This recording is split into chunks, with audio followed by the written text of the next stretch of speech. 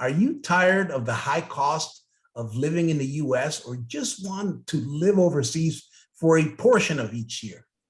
Do you want to invest in real estate but don't know where to start? If so, you'll want to listen to this show where you will learn how to live where you want, but you guessed it, invest where it makes sense. In today's show, we'll discuss how to invest in real estate from anywhere in the world. We will cover passive and active investing, as well as how to structure your investments to minimize taxes via cost segregation. Welcome to the Greater Central Florida Multifamily Investor Group, where we focus on investing where it makes sense. Hello, everyone, and welcome to the Greater Central Florida Multifamily Investors Group meeting, where we focus on investing where it makes sense. I'm your host, Ismael Reyes. This meetup is for anyone who wants to grow their wealth through multifamily real estate investing. Whether you are a beginner or an experienced investor, you will learn valuable information that you can use to start or grow your real estate portfolio and subsequent wealth. On to today's topic. So a little housekeeping so we don't get beat up by an attorney. This show is for educational purposes only. Make sure that you guys do your own due diligence before you get into any deals. All right, so at this point, I want to turn it over to our guest speaker, Becca. How are you, Becca? Hi, I'm great, thanks. How are you guys doing tonight? We're doing great. Thanks for joining us from California. From California, previously Costa Rica as of recently, but we're back in California for a short while. Got it. So you still have your digs in Costa Rica that you can go back to? We do. Yeah, we go back and forth quite a bit. Awesome. We just got back about a month ago. So. All right. Well, great. Well, let's do this. I want to go ahead and formally introduce you and read your bio so people know what you've done in the past and what you're working on. And then after that, I'll go ahead and put the slides up for you, and then you start presenting. We like to have slides on the show, but it's really a conversation. The slides are more just to kind of guide the conversation to some extent, and also so that people on calls have something to look at, right? So, but I think we should be able to cover a lot of this topic in a very informal session and see where we go. So let's talk about Becca here. Becca worked for 15 years at a Fortune 500 company in medical device and biotech sales, until it became clear to her that this was not the road to passive income. While to add passive income and really, generating any wealth when you work for others. So while house hacking and investing in her first apartment building, she fell in love with passive income and the tax benefits of multifamily real estate. For over 2 decades, she's been investing in multifamily, including San Francisco multifamily, condo conversion, a 536-unit multifamily in Dallas, 100-unit Quality Inn motel to multifamily property conversion, 400 units as a passive investor in Texas. I love Texas just like I like Florida. 12-unit multifamily in Kansas City, and more. In addition to those projects, she is working on scaling her business and continuing to form strategic partnerships with general partners and investors in Arizona, Texas, and I hope in Florida and other emerging real estate markets. So Becca, Florida's top of my list too. All right. Love So Florida. Becca, let's kick this off then. So I'm gonna get the show going here. I'll get the slides up for you, and then you run it. All right. Okay, guys. Ray's holding my slides. I'm on my husband's computer because my computer went dead. I actually think it's the humidity somehow got to it. So we'll just have Ray. I'll just tell you next slide as we go. So yeah, it's a pleasure to be here. Thank you so much for having me, folks. And I guess probably the best way to start is just tell you a bit about my story, my family and I, and then we'll go into, some key topics and like really how to put your income on autopilot, move overseas, and the level of financial freedoms you'll need to do that, and then how to invest while living abroad. And I know we have some international folks on this call already, so I'm very pleased. You're probably halfway through your journey already. real quick on our story is basically in the pandemic, we live in the San Francisco Bay Area, and my husband and I, with the pains of having children on Zoom school, we said, boy, there's got to be a better way than this. And we have several passive investments, but just the cost of living in the Bay Area was so much. Still, we weren't financially free. And one day I looked on Airbnb and I said, honey, do you know how much we can rent this, expensive house in the Bay Area for? And do you know how much we can pay to go live somewhere else for? And we could live on that arbitrage. So the quest began. I'd been trying to teach my children Spanish since they were very young. They're, lower advanced, high intermediate level of Spanish now, even though I didn't know Spanish myself. This has been a quest for all of us. So we've gone to Costa Rica many times. We knew the place well. And we decided to just quit the jobs, put everything on autopilot as far as our investing, rent our primary residence. And we enrolled the kids in a school, in an international baccalaureate school in the jungle in Costa Rica. Bilingual, so we continued on our Spanish quest there. But, as always with travel, you kind of discover a lot more than you really thought. It's really an introspective experience. And what we had discovered there is we were living 80% on passive income from real estate. We were in the Pacific side of Costa Rica, which is a boutique surf and yoga hub in a blue zone of the world. I don't know if any of you know what a blue zone is, but it's essentially, there's 6 of them in the world. And it's a place where there's the highest concentration of centenarians. These are people that live to 100 years old and beyond because of the healthy lifestyles there. And boy, did we feel it. It was a turnaround in my husband's health there. In a matter of about a month, he was off $300 in random allergy medications that he was on in the US for years. All solved, all gone. And we were surfing and doing yoga every day and drinking smoothies, all supported on passive income. And then I said, this is the way. I need to stand on the rooftops and tell people about this. This is something everybody says they want to do, but few do it. Maybe they think it's a lot more difficult than it actually is. So I try to help people skinny this down and show them how easy this really can be. It's okay. Funny how a little action goes a long way, right? We just have to get people to take those initial steps. That's exactly right. This is what I tell my friends, my family, my kids. All you need to do is take the next step in the right direction, and then the next one, and the doors start to open for you. The universe opens these doors as you go down this path. Just travel with intention, and it will happen. Okay. So, why don't we just start off with how to put your income on autopilot and move overseas, and then we'll move into what you do when you're actually abroad. So, all righty, Ray, next slide, please. So you got to craft a plan to move overseas, what to do, how to do it. Couple things here. First, you'll determine the place. How do you do that? Well, you've got to determine the cost of living there. I have a free guidebook for you at the end, which has cost of living indexes in different places in the world that you'll find very helpful to determine the cost of living, where you want to go. If you have kids, you're going to need to put them in school, or unless you want to, do Zoom schooling or live in a jungle hut and school them yourself, you can do that. But for us, we were trying to get away from all that. Initially, I went into this adventure thinking, I'm going to get away from it all. We're going to go live in a remote place in the tropics. And then I started looking, I go, ooh, there's no school and no healthcare. That's not going to go well. So you kind of back it up to reality, figure out where the schools are. Also hospital access. Many sort of beach towns have clinics, which are pretty good clinics. But if you have any really acute problems or urgent things, you want to be pretty close to a hospital. In determining the place, it's always great to try it out for size.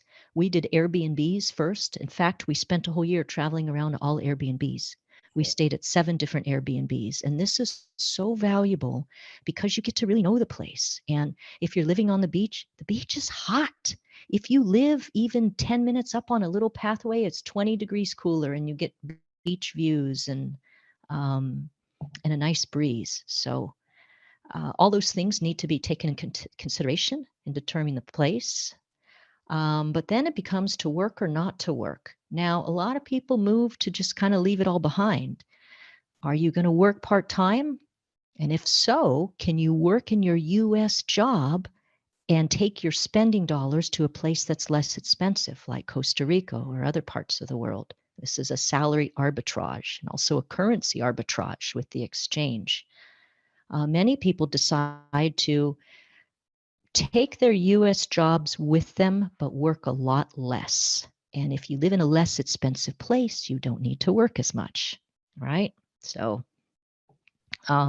also in the US, a big part of living in the US is healthcare costs, and healthcare costs are quite a bit less in these other countries as well.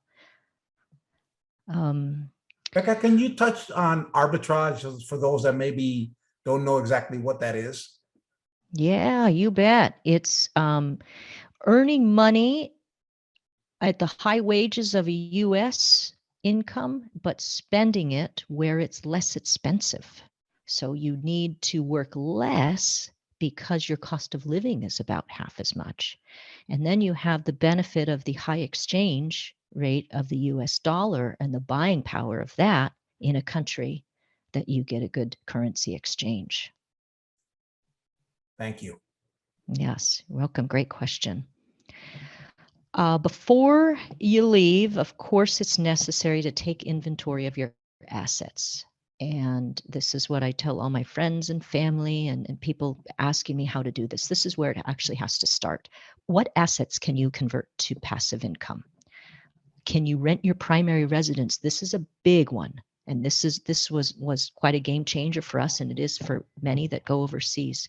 When you rent your primary residence, you know all the things you've been wanting to fix beforehand can be deducted often about 6 months before your departure as you're preparing this house for rental. So ladies, you want a new kitchen, new bathroom, you got it. It's tax deductible once it converts to a rental. And the 6 months leading up to that point would be tax deductible. Then once your home is a rental property, you can expense your flights back home to come check on your asset and meanwhile see all your family and friends. So you see how a portion of your life here becomes tax deductible by having an asset in your hometown where you go visit your family and friends. Stocks, is the stock market loving you back? Sure isn't loving me back. Switched all those to passive incomes as soon as I could. Also, any other rentals you have and retirement accounts. Well, that's not immediate passive income. It's getting things in the right direction, maybe putting those into some other multifamily assets or things out of the stock market that you have a little bit more control over the business plan. I mean, I have no idea what Apple's going to do with my money in a stock, but I sure know what a multifamily sponsor is going to do with my money. So, and then of course, our darling, our beloved real estate syndications. You want to find those with access to deals from experienced operators, underscore experienced. Lessen your taxes and increase your income. Both you can do with real estate syndications. All righty, next slide, please. Feel free to chime in with any questions along the way, guys, as well. You know, there are different levels of financial freedom. And you hear people talking about financial freedom in the FIRE movement, and that is wonderful. And I'm a big fan of that. However, you sure don't want to live in a grass hut broke in a foreign country. You know, that's not financial freedom.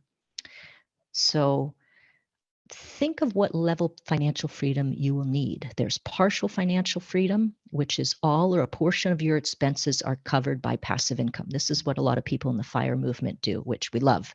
Kudos to them. It's amazing they can do that. But what if something goes wrong? And, you know, when you're in a foreign country, often healthcare costs are cash based. So do you have the money when something goes wrong if you're only on the partial financial freedom basis? I like the full freedom of double your expenses are covered by passive income. That's the kind of true financial freedom I am seeking. While we were in Costa Rica, we were still on the partial side, but it's okay. You don't have to wait for everything to line up to go. We had 80% covered, and I knew I'd just continue to make money. So determine that, what are you comfortable with? Are you comfortable with a partial financial freedom, like an 80% like we had? Good enough for us. And then there's the lifelong freedom. So these are the people that rented our house while we were gone. They paid a price. I would have never paid for this house in the Bay Area for rent. They came from family office money. They were part of a, legacy family office, wherever their money came from. But it was an autopilot, lifelong financial freedom for them, which is lovely. This is what we should all aspire to. All righty, next slide, please.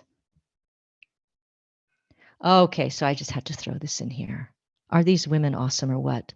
This is my women's surf group while in Costa Rica. Financial freedom and living abroad, there you find the most amazing people and unexpected opportunities to give back. In the ladies holding the surfboards, this is my women's surf group. But right below, these are all Costa Rican girls. And despite living at the beach, many of them all of them didn't know how to surf because a lot of sports are really designated to men in these countries. So we were providing them an opportunity they would have never had. And this was just one of the best days. Everybody was glowing after this. And you only need to be a step or two ahead of your audience to help. I'm an beginner surfer, beginner intermediate. I mean, I just learned that year. I learned maybe 8 months before teaching these girls, but I knew more than them, and I knew enough to help. So this is one of the beauties of really getting out of your comfort zone and getting into a new land. You'll find unexpected opportunities to help, and this is what really lights me up. And of course, the passive income to allow me to do this during the day with them, not slogging away at my medical device job as in the past. So, all righty, next slide, please. All right, now this is what we really all want to know: how to invest while living abroad. So, friends, what you want to determine, once you've queued up where you want to go, how you're going to get there, you're going to stay in a few Airbnbs when you get there to test out the place. You've set up your life on maybe partial financial freedom, maybe full financial freedom, but you want to keep this ball rolling while you're abroad. So how do you stay in the game? And how do you vet deals while you're overseas? Well, you have to determine, if you don't already know, your asset class and strategy. Do you want to buy small multifamilies and hold, or do local flips in the market that you used to live in? Do you want to do deals in that country? In Costa Rica, we looked at the opportunity to do plenty of deals there. Tricky there because in a lot of these foreign countries, it's an all cash basis, so you can't get mortgages. And if you do, they're at a crazy interest rate and you have to put 80% down. And so it's a why bother kind of equation. But to think of that, maybe you want to be active and run some your own deals in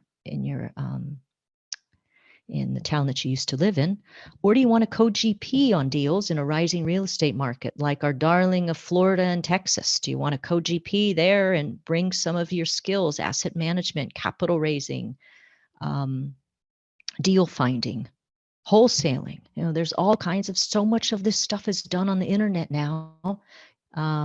You can do this while living abroad. No problemo. Actually, it's no problema. Or do you want to be a limited partner in a syndication? Or do you want to do all of them, which is what I do? So next slide, please. Here's a property that I own. I bought in 2004. This was my house hack, my very first property. Everybody told me not to buy it.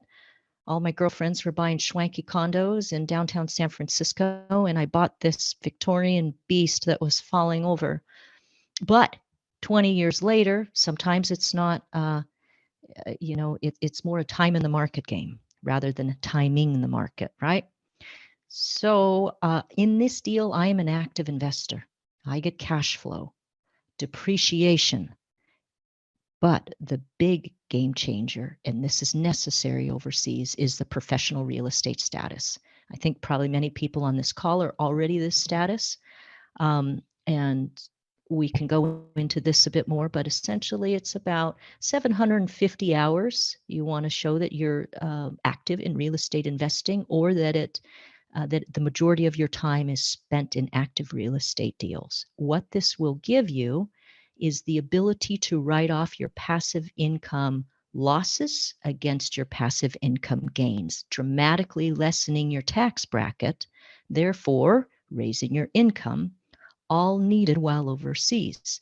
And this all ties in, guys, because you're going to need to work less while overseas, right? Because you're practicing the arbitrage, you're living in a less expensive place, you're living in a less expensive way, your healthcare is a bit less. So maybe you don't need to work that full-time job. Maybe you could take that job online and work half the time, then claim your professional real estate status. So this all works together. It's a building block. All righty, next slide, please. Now, this syndications. We love syndications. We can go into syndications as the lead sponsor. We can go into syndications as the co-general partner, where you bring a valuable asset to them. That is deal finding, capital raising, whatever. So many things you could bring. This is a deal that we just did in November. This is a 536 unit, 1985 B-class asset in Dallas. We love Dallas.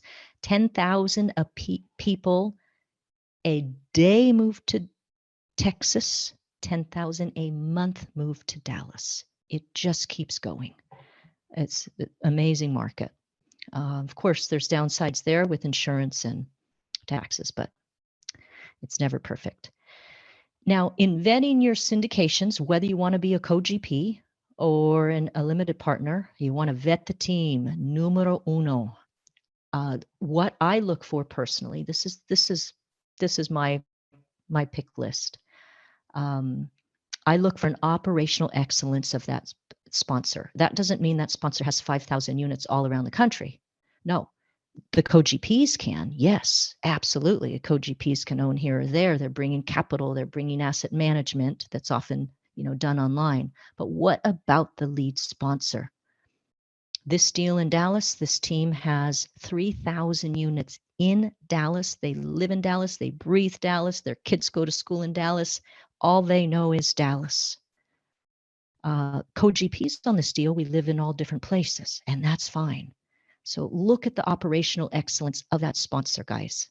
Not co-GPs, yes, but the sponsor is the key, the lead sponsor. Is your investment in a rising market with positive migration? We want job growth, income growth, positive people coming to that area. With every one job, tech job that's created, a professional job, there's 3 other jobs created after that. It's the butcher, the baker, and the candlestick maker effect. So the buoyancy of a rising market will hide a lot of mistakes too. So you have a lot more room. And I've experienced this personally just in this 12 unit I owned in Kansas City. I made all the mistakes in the world, but for some strange reason, I made 20% off the deal in 3 years, even though I messed up so much. And it wasn't because of my brilliance. It was the buoyancy of that market just kept propping me up. So that's very key. Look at the value add in your deals. How big is this value add? Is it a ground up construction? Is it a heavy, high execution risk, like a hotel conversion? Or is it really a light value add, like, put lipstick on the units and rent for another 150 a unit? So value add is key, but in these trying times, you want to be really careful of that execution risk of your value add.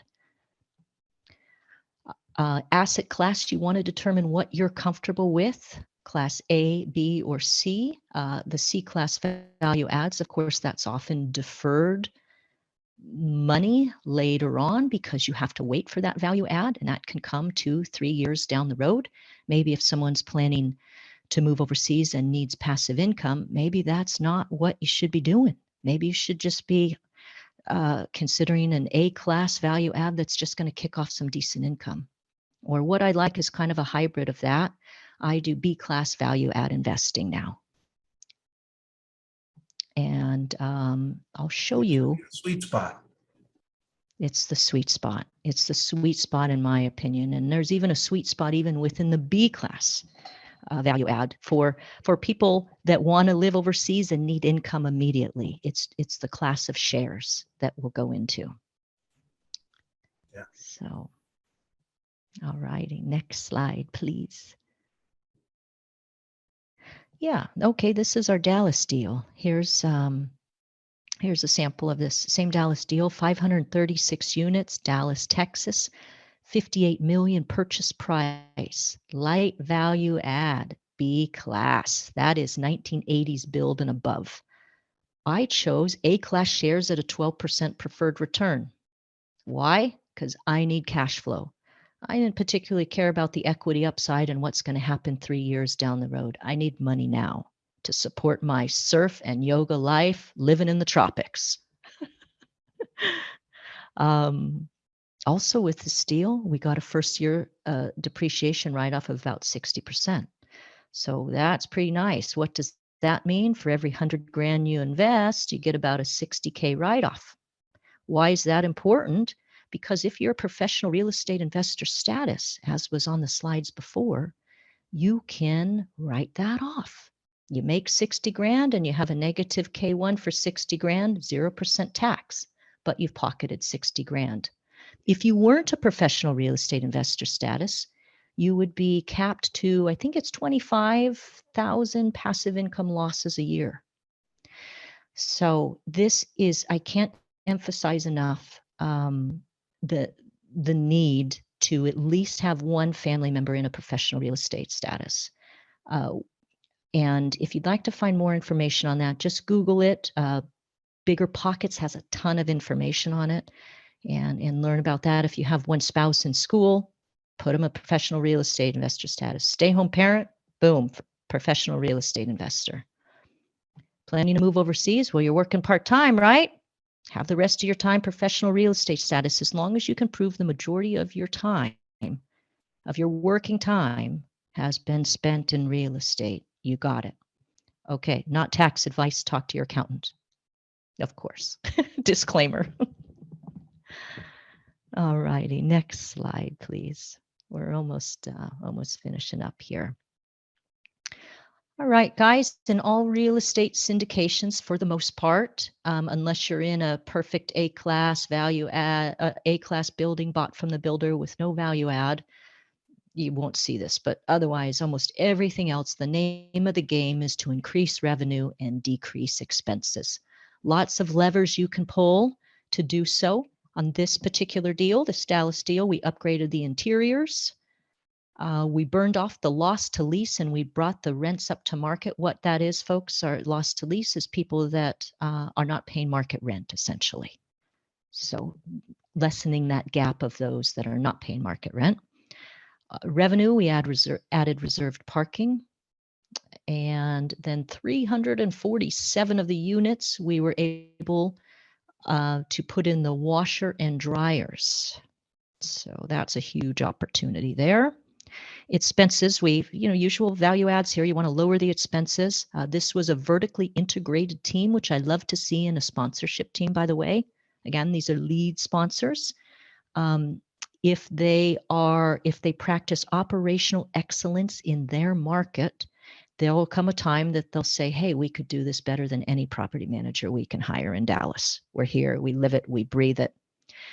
In this case, we were able to reduce expenses from about 50% to about 34% based on their operational excellence and their team. And also a couple other things here. We reduced water by low flow toilets, facelift for the property and make it look a little prettier, and address some deferred maintenance items on the expense side. But same deal in all these syndications. You'll see all these same levers: increase revenue, reduce expenses. I think what people are really focused on now, just because it's tough to drive income, right? Where we are in the cycle, if you will. It's all about, you know, reducing the expenses. And so yeah, so these are all fantastic points. It's operations, it's being, you know, knowing that property in and out and making sure that, you know, you're squeezing as much of the expenses out of the deal, because again, you just can't continue. You're not going to be able to raise rents in this environment right now. Not to a large extent. Loss to lease, of course, because that means that you are not renting it for what it's worth. But really, you know, to pro forma a large increase in rents is probably not a good idea at this point. They're not going to go, and most savvy syndicators know that. And Right. passive investors should be able to look at that pro forma and make sure they're not seeing this, you know, this elevated rental income going, you know, in the out years, when reality we're kind of in a situation where you just have to make the best of the current incomes that you have, but like I said, reduce those expenses. That's good. I couldn't agree more. This is not the time to invest in deals that are boasting big rent bumps. This is the time to invest in deals with strategic operational plays. And the best of those operational plays are reducing expenses, because it has no impact to the tenants that are already a little, you know, stressed on the cost of things. So, you know, water expenses is the first one to always look at. Can you at least slash that water bill down? And if the sponsor, like I said, has operational efficiencies in that market, then they can bring down a lot of those expenses. Yeah. All righty. Let's next slide, please. Okay. So here's a snapshot of this same deal I just did. And this is the ones I opted for, the Class A shares. And the reason is, as I said, for this deal, I'm not concerned about equity later on. I need money now. I've got surf lessons, I've got yoga, I've got smoothies to pay for, I've got kids in private school. I need dinero now. So for that reason, Class A shares, no equity upside, but I got a 12% preferred return on this. So every 100 grand, that'll yield 12,000 a year. 12,000 a year in Costa Rica goes a lot farther than 12,000 in the Bay Area. I shall tell you that. What you'll find in passive investing, folks, is sometimes there's a minimum stated. I brought some other investor friends into this deal, and the minimum was 100,000, but often they were able to get in for about 50, some of them, accredited investors. So do know that that's not always, you know, set in stone. And if you know somebody that can bring you into the deal with them, that is sometimes flexible.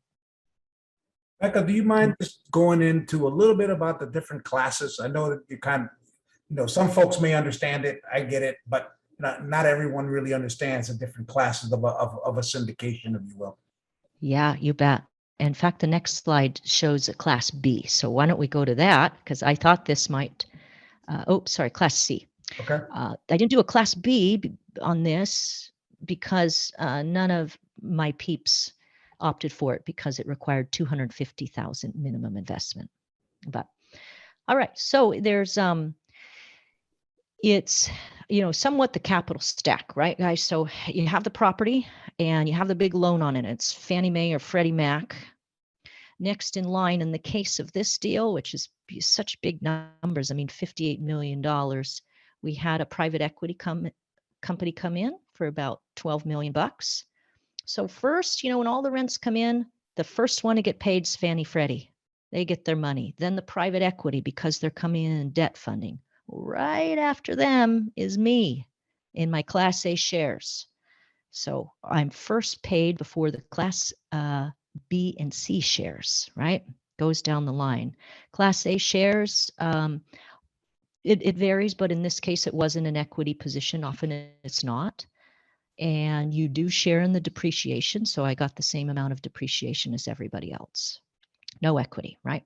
Then there's Class B shares. In this case, Class B shares, that's not on this slide. Class B shares, it required $250,000 to bring in. And they were getting, I think, about a 9 or 10% pref. I can't remember. And this is a preferred return, folks. So this is a return owed to you that is paid out as the money comes, as the income of the property comes. Now, if they don't have enough money to pay you your, say, 9%, or say in this case, say this Class C is 8%, say they only had 6%, well, it accrues. So they pay you their 6 and then they owe you 2. And that accrues until they're able to pay you back on the preferred return. The Class C shares, Class B and C shares typically have an equity upside almost always, as this does as well. So their returns on their cash flow is 8% here, which is $8,000 a month on $100,000. Then at the end of 5 years, they get their principal back. They've received their projected returns from the sale, and that return, it includes the return of capital, so $160,000. An equity multiple of 2.0 is pretty much double your money, right? And your average cash flow is about 80%. I'm sorry, 8%. So that's how these work. And Class C is it's a still great position to be in. I'm in plenty of deals that I'm Class C shares. Often Class B often they'll just have an A and B shares. In this case, it's such a big deal. They had A, B, and C. Sometimes you'll see things as, listed in a different way, or they have maybe 4 different shares, like, different tranches is what they're called. Yeah, Becca, one thing that we did, and Kevin, you probably are familiar with this, is we actually we created a fund so that we would then put investors into the fund, and then the fund invests into the deal and gets the higher class because the fund, they're part of the fund. So, and for example, we have one right now in Atlanta that we're raising on that $500,000 was the minimum for Class A with a 10 pref, and the way we were able to do that was through the fund. So investors don't necessarily have to come in with $500,000 or $250,000. They just have to go through the fund. And of course, you have to just pay attention on those funds that the fees are reasonable, right? And so we made it so that it was almost no cost to go through the fund so that we could all capture that additional class. So that, I don't know, Kevin, have you seen that, or have you done that? Yeah, same type of setup where you could just pool the funds to get into a preferred class, let's say, in certain scenarios, and also benefit from that. And the fees, we typically keep the fees the same, so the investors don't feel that they're losing out by coming through the fund versus going direct as well. Right. I love that approach, guys. I love it. So what they're saying, everyone, is you could invest in those Class Bs that's not shown on this slide because it was $250,000. Just pool your money. Everybody goes in, and then you get that 10% preferred return that you would have never got on your own, because who's going to throw $250,000 into a deal if you don't know the group very well, right? Unless these are your real best friends. So that's wonderful. I love the idea of a fund, guys. All righty, peeps. I think we're about, let's see, we're at the end, and we'll love to answer any of your questions and be your guide in your passive income journey. For any of you aspiring to move overseas and are trying to figure out how to do it, with the exception of Kevin, who's already there, he may be trying to move to the US. That'll be a different one. That'll be the inverse of this presentation.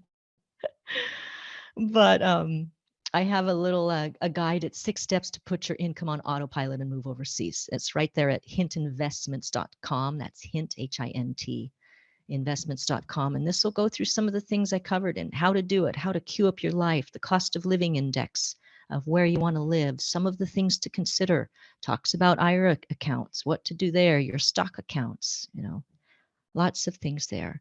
And feel free to reach out at Becca at hintinvestments.com. If you have any questions or are interested in whatever other deals we may be doing.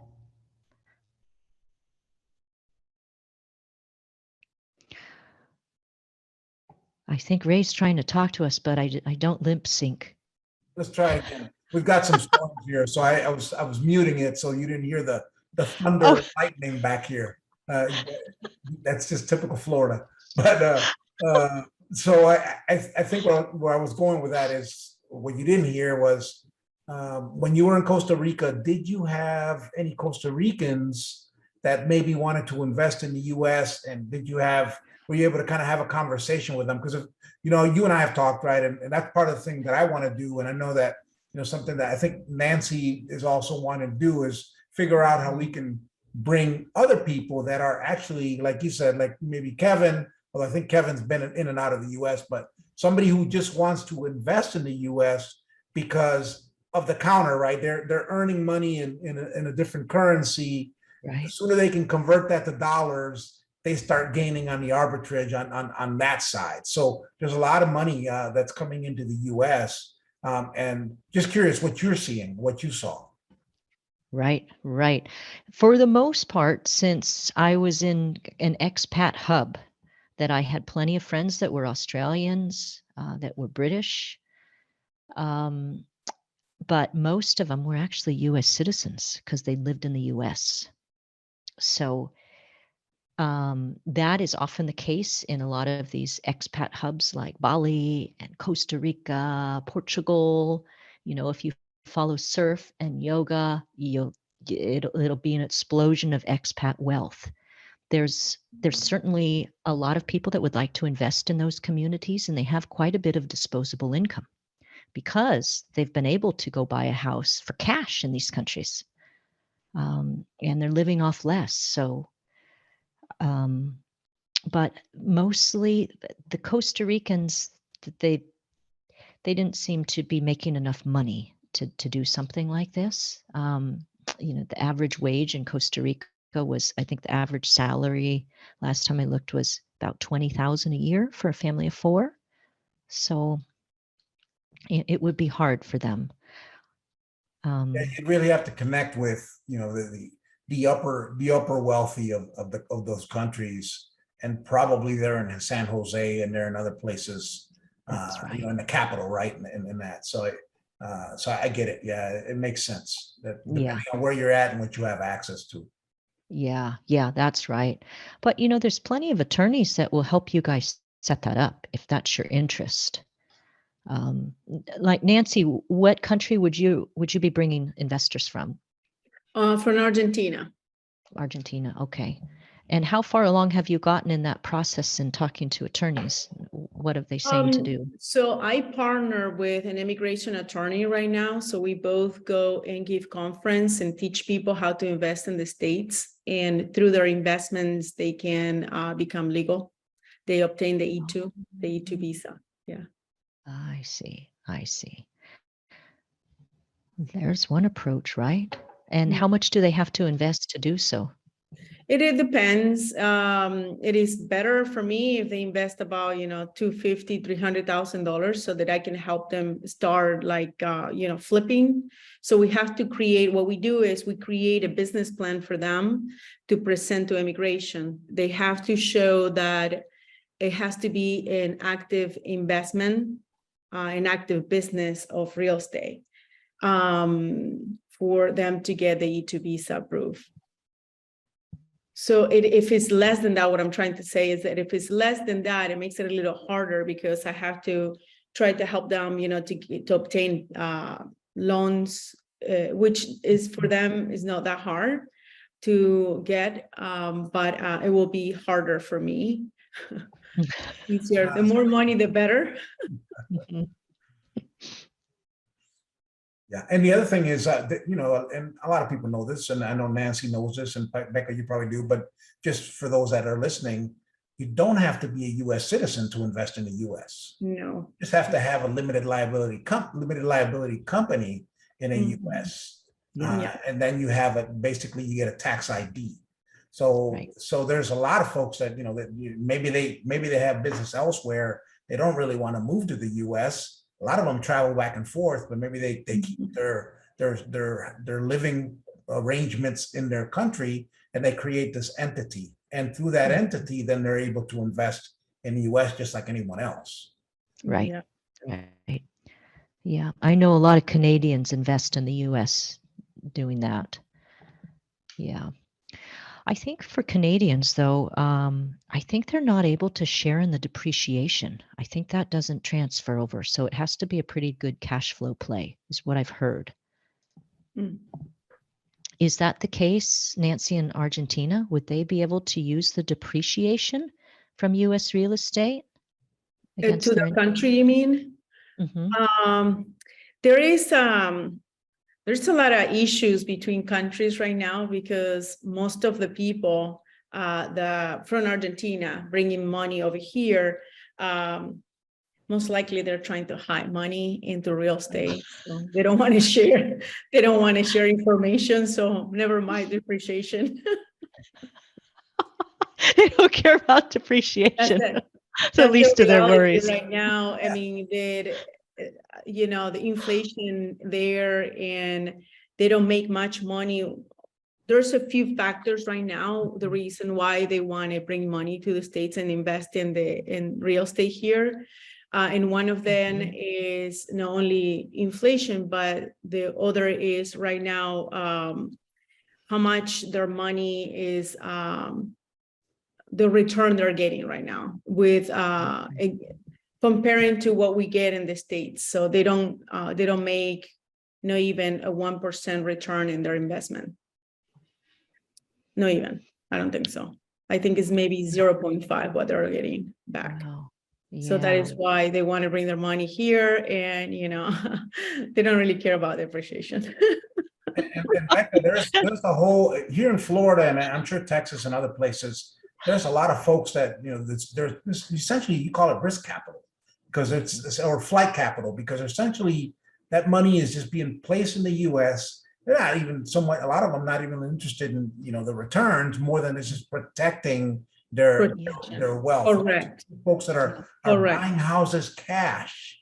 And Yeah. it's like, you know, because they can, as soon as they move their money, it's, you know, in the US, it's a lot more secure. And Yes. so we're trying to change that mentality because we want them to be able to get into multifamily and other things and start gaining some additional returns. But yeah, you'd be surprised how many people are just like, you know, just get it out of there, because that the arbitrage is working against them in a lot of places. Right. Right. And you guys are in a prime position there in Florida as well. Yeah. Especially here in Hollywood. I mean, for my people, at least for the Argentinians, this is like the area right now. Yeah. And Kevin, what are you seeing in, you know, where you're at? Do you see people moving money this way, or what are you seeing on your end? Yeah, so I am seeing that as well. They move money to the US, but it's both for good purposes and bad purposes. And but there are folks who don't know how to as yet. So I'm getting in touch with a lot of those individuals as well, trying to learn about investing and generating US funds, for example. So it takes time because Trinidad is, its culture is not one where people are open with their finances to any and everyone. So you have to build that trust with them, you know, before they can do anything like that. But it's starting to happen. Yeah, I agree with you. That's the same thing that happens to me. I have to invest a lot of time into each client. You know, the culture in Argentina is if you don't, you know, eat in asado with them, they don't trust you. You know what asado is, like a barbecue. So you have to take Yes. personal time to go to their home, and they open the house and they love having you over, but it takes time, and I understand, you know, they have to build that connection and trust with you. So it's worth it. Yeah. And especially since the asset just isn't right around the corner. You're Oh, not no. investing in your local market. So not Right. only, Yeah, yeah, it's overseas. yeah, totally. Yeah. Yeah. No, I love this subject. This just international and investing and helping people in other countries invest in this amazing asset. It's complex though, you know. Alfredo, I don't know if you can hear me, but I know you are also looking at potentially working with foreign investors. I don't know what, I think you were looking at Central America. No, actually, I'm looking into Mexico. We got quite a bit of connections in Mexico, and we got some individuals, high network individuals there, and it's like you know, Nancy and Kevin said, it's the face-to-face connection. We gotta go there and meet them, have lunch, dinner, have a few drinks, and get to know them. You know, I have connections there, but they kind of says, I need to know those people, you know, face to face, not just on a Zoom call, not just having on a phone call. Just we like to see those people. So, you know, it's the way we need to go and travel there and meet those people as well. So that's in the plans. That's going a little bit travel there and get to know those people a little bit more, so we can bring them as investors here in the US. Yeah. Alfredo, what would be that process from Mexico? Is it similar as the It's Canadians, similar. just an LLC? Yeah, it's not just an LLC, you know, it's just bring them, you know, have their LLC created, get their EIN number, and have a bank account. You know, that's the most important thing, is to have the bank account here set up here in the US. So that's the step. Yeah, that's but the trust gotta be there. You know, it's like we gotta know those people, and it does take a while. I mean, we start getting some motion going on in that way, but it does take a while. Alfredo, I will volunteer Ismael to go with you to Mexico. Yeah, And I will that's have what. to go with him. I will have to go. I will have to suffer through. Yeah, I've been in Mexico, but not in the you know, the capital of the DF. So it's something that I'm looking forward to. I heard it's so beautiful there, that city. You know, it's like Yeah, we areas actually there. lived there for 3 years, so we'll be your tourist guide. Tour guy. Yeah, very good, very good. Tour Sounds guide. good. Sounds like a plan then. Yeah, Looking forward to that. you think about who we have in this room right now, and I see a couple of folks, right, that I need to shout out to, but we've got Costa Rica covered, we got Argentina covered, we got Mexico covered, we got TTO covered, and I like Colombia. And I've gone to Colombia several times, and I'm working with multiple you know, investors that are really looking at investing in Florida. Some of them are still looking at houses, but I'm changing that mentality a little bit about, don't just think about houses, think about a lower risk that multifamily brings, and doing that. But we've got quite the foreign network here. Absolutely, yeah. Yeah. I love it. I love it. It feels good. It really feels good. International people. Yeah. Yeah. We won't even start sharing travel stories, because that'd be a whole nother Zoom call. Oh yeah, that could be several hours. Yeah, absolutely. What we're trying to do, I'm working with a couple of folks to see if we can bring, you know, essentially in Miami or somewhere in South Florida, have a conference that then investors can come to from the various countries, because a lot of them do have visa access and they can come and go. And what I'm seeing is that the folks that really want to invest in the US, some of them are kicking tires, right? They kick tires and that, but the ones that are really serious, they fly here. They are present. They visit. They tour properties. And so if you can get them to the States, you probably have a group of folks that are a lot more deliberate about what they're doing and have the funds to invest. Because I do, we do get a lot, and I get, folks from the US and thing where they're just, kicking tires and trying to understand a little bit more about, what this is all about. But at the end of the day, they don't have 25, 50K to put into a deal, nor do they know the concept of joint venturing with others to get that amount. Because that's another thing I talk to folks about is, okay, you don't have to have the 50K, you just have to have 5 people that have 10K, for example. So having these conversations, but I think getting them to the US is probably a good way to have a tighter group of folks that are really going to commit to an investment. Yeah, I love that idea. Are there any existing conferences that do that now? We know of all the syndication conferences, BEC and everything else, and all the, Dealmaker Live, but are there any structured to international multifamily investing? I know one that's in New York. I'm trying to think of the name of the group that does it, but they essentially get, and it's institutional investors. So it's a different, it's a different group of folks, but these are, institutional investors who are overseas wanting to invest in the US. So they have a conference in New York. I need to go in there the next time that they have it, because there may be a mix of people. I'm sure that they have, their equivalent of family offices and this sort of thing as well. It's not just, big institutions, but and I don't know, maybe Nancy, some stuff going on down in South Florida. It seems to me like that's probably the best way to do it, best place to do it. Or Orlando, because then they can get their Disney vacation on while they're here. Oh yeah, that's one of the places that Argentinians love is Orlando. That's the second after Hollywood.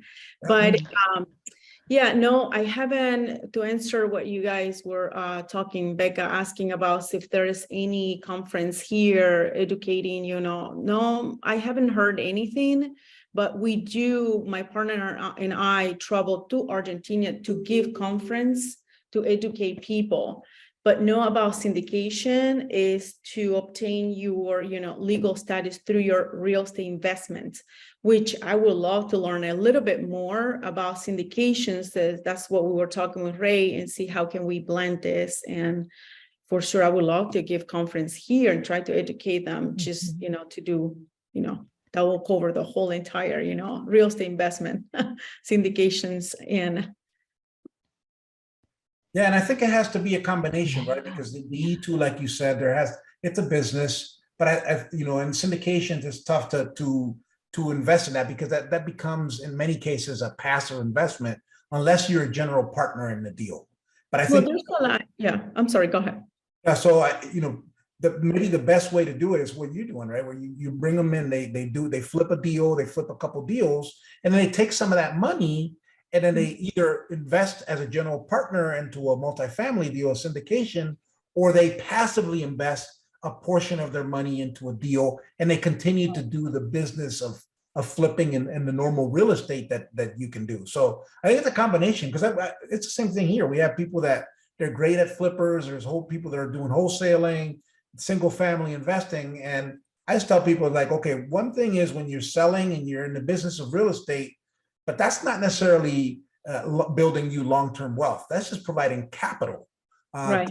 To build, long-term wealth, you have to have passive income. I mean, that's really the goal. But however you get there, whether it's you have a job or whether you're doing fix and flips or whatever you're doing, those are all steps along that way. Yeah, I agree. Yeah. Well, maybe for Nancy's clientele, they could achieve the visa that they're seeking and also join some JV deals, which are, maybe some burst strategy deals, right? So they get their capital back. Yes. And that's it, of course. Yep. I have to say that some of them, I said like maybe 50% of them, or maybe less, want to move to the States. The other ones, they just want to bring their money in. So I have that kind of client that are looking for where to put their money or sit their money. Since I've been flipping for almost 20 years, so I never really explored the syndication. I know it seems like it's less work than flipping. It is. Well, And kind you of. just get more bang for your buck, right? I think at the end of the Yeah. day, you know, you buy one house and you go through a process of buying that house, and if you just did an apartment, you would have 10 units and you have less risk, and it takes a little bit more work, but you also partner with others, so it's not a something that people generally do on their own. It takes a tribe almost. So there's pros and cons, but you know, I'm not agnostic to doing smaller JVs like Becca, you said. In fact, we've got a JV that Alfredo and I think Alfredo, you're the only one of my partners that's here from that deal. But you know, we bought a 24 unit townhome in Ocala, just south of Ocala, and with some land that we're going to develop. And so those I think will be good options for folks that maybe that are doing E2s, because then they automatically qualify for Yes. that Correct. for the E2, because it is their business. They're joint Correct. venturing Yes. into an acquisition. So that's a very good point. Yeah. Yeah. Yeah. Yeah. No, I love the joint venture, especially in this market too. That's where I'm heading to in these probably the next 6 months, is just doing smaller joint ventures and smaller deals as this market adjusts and interest rates are so high and a lot of deals are hemorrhaging. Even in value adds, it's just a little bit easier to turn a tugboat than the Titanic, right? And you know, these massive 500 unit deals. It's tough in this kind of market. I think With the what ones that work Nancy's, are the assumables. If you can get a decent assumable, yeah, then that's golden, right? Because in fact, the one that right. we're looking at in Atlanta right now is a 3.48 interest rate for the next 9 years, with about just under 2 years of IO left. Those are really, really good deals if you can get them at the right price. But Yeah. those are hard to come by. Yeah. You know, for what Nancy's saying, for if you did a JV with any of her clients, we'd still have to prove that they're not passive, though, right? So they'd have to be active in the business. So they'd have to be assigned a certain duty, right? Well, when I say active investment, means like I have to show to immigration, prove to immigration that they are not having their money sitting in one place. So that means that it has to create jobs and an income to sustain their business, their self, and their family. So that means that flipping is one of them. I mean, multi-units, you're creating, cash flow through renting the units and hiring a management company. You know, you're creating jobs. So flipping, even a multi-unit, you can flip. You can, rehabbing the whole unit. You know, that's how we increase, right, the value of the multi-unit. So that is creating also, an active business. Fantastic. No, you're absolutely right. There's so many ways, but you know, operating agreements are kind of the beginning, right? You have to. That's where in that joint venture you kind of specify what people's responsibilities are, and people just have to stick to it. You know, we do that all the time, but you have to deliberately make it part of your structure that, you know, there's going to be some sort of meetings on a recurring basis to go over the operations, to go over some decision making. Obviously, you know, we like to have folks that have some voting authority, because that's one of the ways that you can define being active. If you don't have any authority to vote, then, you know, you're not really active, because you can't really make decisions. I mean, so I think that's one of the keys. But yeah, these are all very good ways. I think, you know, and Becca, I think one of the things when you started that really kind of struck me, and it's kind of what I do. I mean, we're real estate entrepreneurs, right? We love multifamily, but hey, you know, we'll get into other things if the money's right, if the numbers make sense. We're not stuck into like a rut of like we're only going to do one thing, because you gotta kind of move with the what's going on in the economy, what's going on in the cycle, and even within the regions, because we know that real estate is local. So you have to be able to kind of move around in that space to maximize, to optimize your returns. And it takes work, but those that are in the hunt, like I said, if you love this business, that's kind of what you live and breathe that. I mean, you're always looking for deals. It's true. Even you go on vacation and you're always looking at the real estate boards like, oh, okay, how much is this condo going for? Let's see, how much could I rent it for? Oh, okay, well, maybe there's opportunity here. And your kids are going, come on, let's just go to the beach. Why are you always looking at the real estate boards? We do Yeah. that. I know I'm not alone. I know I'm not Oh, alone, yeah. you guys. Every time I I can travel, relate. that's what I do. It's like, even my wife and my kids, my two sons sometimes, hey, when are you going to stop looking at real estate? And I say, that's a habit that'll never go away. And guys, we're on vacation because of that, because of the income, because That's I'm right. always looking for properties, by the way. Mm. Hey, before we cut it, one thing I did forget, use the chat and put your information in there so that we can all connect. I mean, I'm connected with a lot of folks, but Becca, this is a good opportunity for you to put your info, even though it was on the slides. And Nancy, if you want to plug your stuff in there. Sure, I am. Yeah, no, this is great. Guys, I'm loving this international group. I think we should continue conversations somehow of, I don't know, having a seminar or something to round up all these investors and bring them value. Because there's nothing like what we've talked about that I know of. I keep doing the same thing. I'm sorry. I'm just, It's not pasting right. it's just me.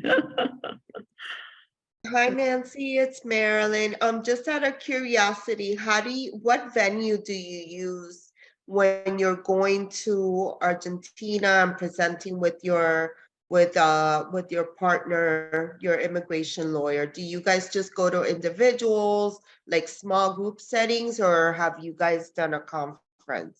Yeah, we do offer conference. So we do have our marketing team and our personal assistants, they all live there.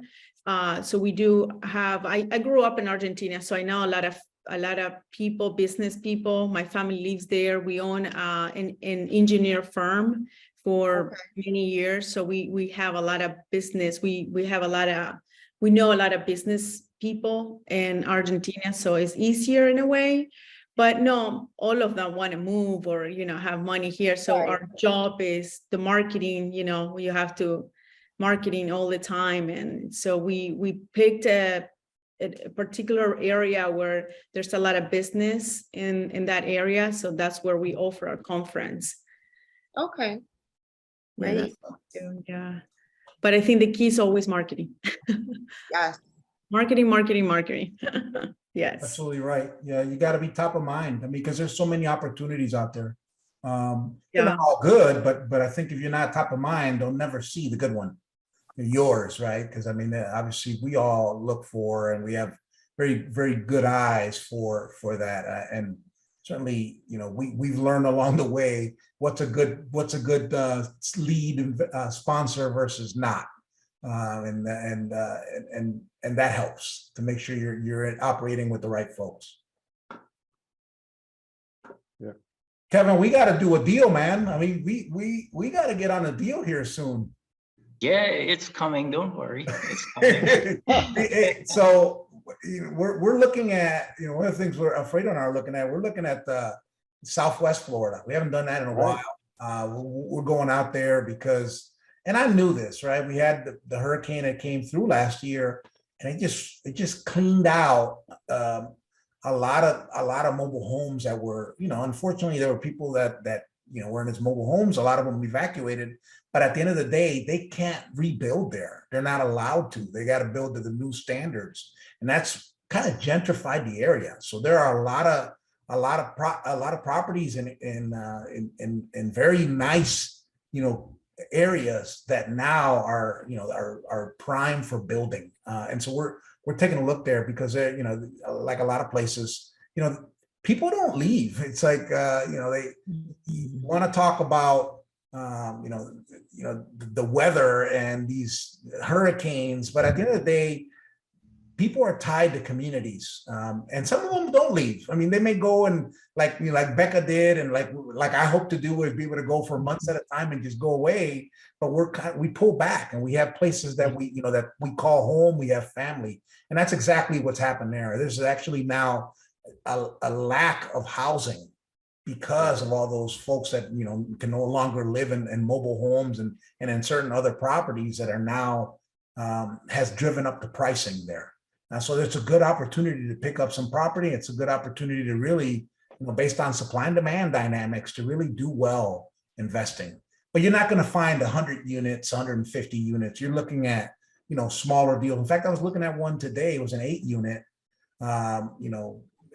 2000 and I want to say 10, and it was 8 unit townhomes, 2 townhomes that were separately, platted, which means that you could buy the whole thing, and at some point, if you wanted to sell one, you could sell one and keep 7, and you could, or you could sell them as a package. But a lot of good opportunities there. So one of these days, Kevin, we got to get you down here, man.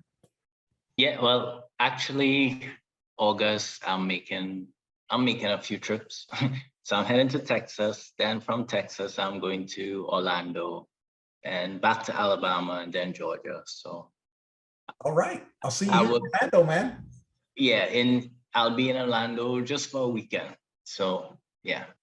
Oh, well, that's not enough time. You're gonna spend that much time just going to Disney or Universal or wherever you're going. But we'll sneak some coffee. Yeah, for sure. Well, this has been good, Becca. I appreciate you getting on and telling us about your journey and really these 6 steps. I think that's going to be great. I think we left that on. So hopefully not just the folks that are here, but those that are, on the recording will actually go in and plug in and see what your 6 steps are. And the most important thing is that we get them in and we give them opportunities to really make, some good passive income that was not available to a lot of people in the past. And that's the thing, that it's our opportunities. And any deal that I put in front of people, it's a deal that I'm investing my own money in. So it's not like it's only good for you and not for me, right? These are win-wins. And so again, thank you very much for your time. Thanks everybody for joining.